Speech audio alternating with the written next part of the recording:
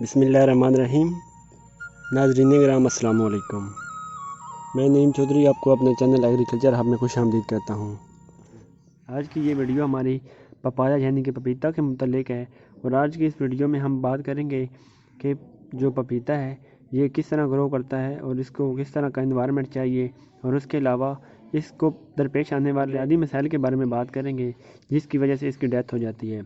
अक्सर जो गार्डनर हज़रात हैं वो इस चीज़ की शिकायत करते हैं और अक्सर सवाल पूछते हैं कि जो हम पपाया का प्लांट लगाते हैं वो शुरू में तो बड़ी अच्छी तरह ग्रो करता है, लेकिन कुछ टाइम के बाद उसका जो तना है वो नीचे से गल जाता है और हमारा जो पौधा है वो डाई हो जाता है यानी कि मर जाता है। तो इसकी बुनियादी वजह क्या है?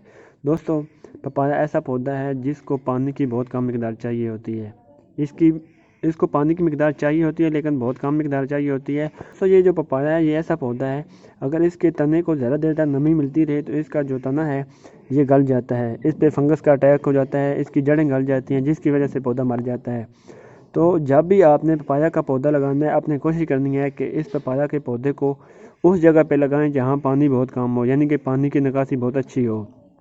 उसके अलावा जब भी आपने पौधा लगाना है आप कोशिश करें कि जो नॉर्मल ज़मीन का लेवल है इससे और इस स्टेम का लेवल जो है ये ज़्यादा हो, यानी कि इस स्टेम के साथ आपने ज़्यादा मिकदार में मिट्टी लगानी है ताकि जब भी आप क्यारी में पानी लगाएं तो इसकी स्टेम के साथ पानी ना लगे, क्योंकि जब इसकी स्टेम के साथ पानी लगता है, नमी लगती है तो वहाँ पे फंगस का अटैक हो जाता है। और अगर इसकी रूट्स में ज़्यादा देर तक नमी मौजूद रहे, पानी मौजूद रहे तो वहाँ पे भी फंगस का अटैक आ जाता है। तो इस फंगस के अटैक की वजह से जो पपाया है इसकी डेथ हो जाती है, इसका पौधा मर जाता है।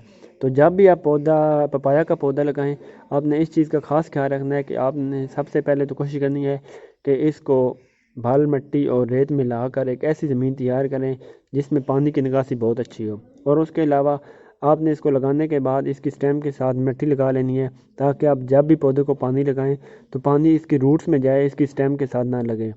अगर इसकी स्टेम के साथ पानी लगता रहेगा तो 1 से 2 हफ्ते के दौरान इसकी जड़ें और इसका जो स्टेम है यहाँ से गलना शुरू हो जाएगा और पौधे की डेथ हो जाएगी। और उसके अलावा कोशिश करें कि जब भी आप पपाया का पौधा लगाएं आप 3 से 4 पौधे इकट्ठे लगाएं ताकि आप क्योंकि इसका जो मेल पार्ट और फीमेल पार्ट है वो अलग अलग प्लांट पे होते हैं, तो कोशिश करें कि आप 3 से 4 पौधे लगाएं। तो दोस्तों, ये चंद चीज़ें हैं जो हर गार्डनर को सीखनी चाहिए और जिन पर अमल करके आप एक सक्सेसफुल गार्डनर बन सकते हैं। तो मैं उम्मीद करता हूँ कि आपको वीडियो पसंद आएगी और इस तरह की मज़ीद वीडियो देखने के लिए हमारे चैनल को लाजमी सब्सक्राइब करें। अल्लाह हाफिज़।